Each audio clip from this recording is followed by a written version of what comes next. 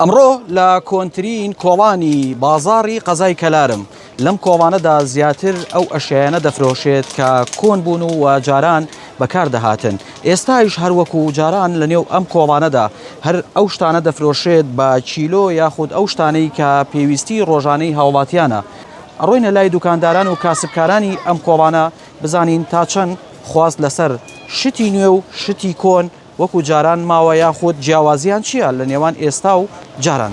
مەرحەبا لێکە حاجی. سەر چاوم بەخێر بێ تەمەنە پڕ خێر بێ ئینشاڵڵا. کاک حاجی ئەمە کۆنتری کۆڵانی بازاڕی قەزای کەلارە. ئەمە کۆنترینی بازاری کەلارە. یعنی ئەوەی من تقریبا بۆ 30 ساڵە هەم لەیرانە. 30 ساڵە لەم کۆڵانەی ئەمە یەکێکە لە کۆنترین کۆڵانەکان تاوە ئێستا خۆشی ماوەتەوە. هەروە خۆی ماتۆ و تاو بێهێز و بێ هەرەکەتش بوو. باشە. ئێوە ڕۆژانە چی ئەفرۆشن لێرە؟ ئەبینین هەروەکو جاران دوکانەکانشتان و خۆی ماوەتەوە. وەڵا ئێمە ماوەیە فرۆشین، ئانەمە ماوە فرۆشین و ئەم لفکانەیە فرۆشین و ئێستا ئاوا هەرچی کوردەواری قەدیمەکانی ئێمە فرۆشین.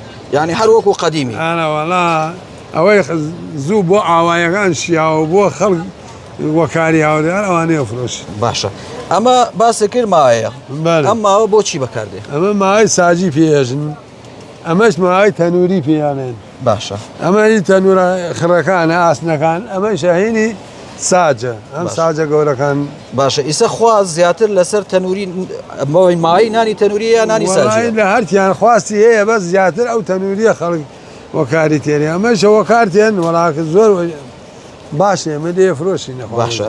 بۆچی لەسەر خواست لەسەر مای نانی ساجی نیە؟ لەبەرەوەی ئافرەت ئێستا ئیشەکە قورسرە ناتوانێت. ئافرەت ئیسا زۆری تەماڵ بۆ هیچ زۆری نان ناکە. یعنی ئیشەکەیان قورسە. زۆری موەزەفە و معاشی هەیە و هینی هەیە و بۆنەی معاش و هینەوەنە ئێتیمام نادەن نانکردن و چن. زۆریشی فەقیرە فەقیرەکان وەکیشی هەر وەکو خەدیم نانەکا و وەکو خزمەتی ماڵ و مێردی خۆیەکە و ڕاستەکەی. باشە با باسێکی ئەم لفکانە بکەین. ئەم لفکانە لەکوێ بۆتانتی ئەمە لەکوێ دروستەکەی؟ ئەم لفکانە ئەمە بەغدادیە ئەمە گوشی پێژن. ئەوە پێژن ئەمە خوری ئەمەی خۆمانە ئەمە دەستکردی خۆمان. یعنی ئەمە لە کەلار دروستەکرێت؟ ئەمە لە کەلارە دروستەکرێ. ئەوە لە ئێران دروستەکرێ ئاو لفکان. ئەوە تورکیا ئەوەی تورکیا ئەو لفکە سوورەکە. باشە. خەڵکی ئەیرە زیاتر حەز لە تورکیەکەی ئێرانیەکە کەلارەکە. وەڵای عەرەبەکان زۆری ئەم لفکەوە کاتیان و گوشەکە. کوردەکانی خۆشمانیەجێ هەتا پێ دەگرێت تەلە دەرکی نەما بۆ دروستکە ئالە و زبرانەی گەرەکە و بۆ خەڵکەکەی لای خۆمان حەز لە لفکەی زبرەکە. وەڵای خوا گستی حەز لە لفکەی زبرەکە. جار ئەوانەی سەناعە نییە. ئەو یانە چەورە و چەوریانە ناو چەوریە. یانی ئەوانەی لە ناوچەی پیشەسازی. وەڵا ئەمە زۆر وەکاتێن. ئەمە هەر زۆر وەکاتێن. ئەم لفکانە لەکوێ دروستەکرێ حاجی؟ ئەمە هی بەغدایە، ئەمانە هی بەغدایە، ئەمانەی کوردەواری خۆمانە. یانی ئەمە کوردەواری کەلاری خۆمان. ئەوەڵا ئەوانەیەنی تورکیە ئاوانە. باشە. کاک حاجی با بڕۆینە سەر ئەیرە. بۆچی خەڵکی ئیسە ئەم کەپسەکە دەرچووە؟ ئەمە تۆ لەیرە هەر شتەکان وە کیلۆ وەکو جاران وەکو قەدیم ئەفرۆشی.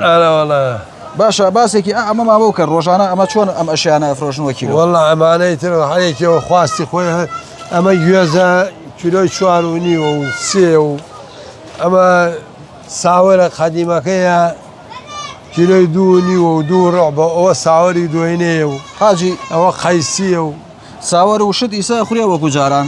وەڵا ئەوەی قەدیمەی خۆمانە گشتی حەزی دیەکە پیاوە تەمەنەکە ئافرەتەوە تەمەنەکە حەزی دیەکە بەس گەنجی مرۆ نەوەڵەکە هەر یەکەوە ڕۆ نەخۆ. ئەندۆمی و یەکەوە ڕۆن. ڕاستەکەی مادۆمان کردی ئەمڕۆ. یاخوا بێەوەی سپاس بۆ تۆ.